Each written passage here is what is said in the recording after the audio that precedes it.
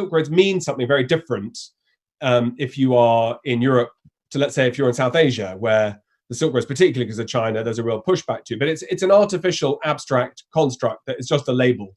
And all labels, like the Middle Ages or South Asia, at some point break down very quickly. And in a way, they're kind of the least interesting thing to talk about. You know, it's not really Star Wars, is it? It's not a war between stars, and there are not lots of them. So, you know, I think one can lose oneself in the kind of the name of something that is there to sell the ice cream. So, I mean, the label, I think, is the least interesting thing.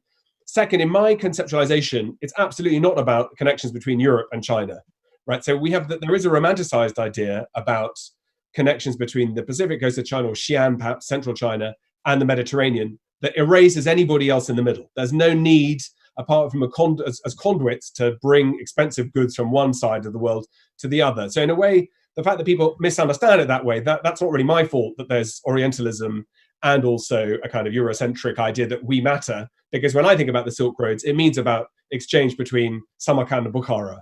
It means about exchanges between the southern Russian states and the Caspian Sea. And it's got nothing to do with Mediterranean, the Roman world, or whatever. So I think that one has to say what I'm really looking at is global history and the histories of exchange. And there is a regional focus that's relatively loose. And I did worry a lot about that. Should I define exactly where these roads are? And I thought, well, given they're not really roads anyway, why even bother? And the fact that there's a mystique to this, these networks, you know, I'm quite comfortable about the idea of as a label.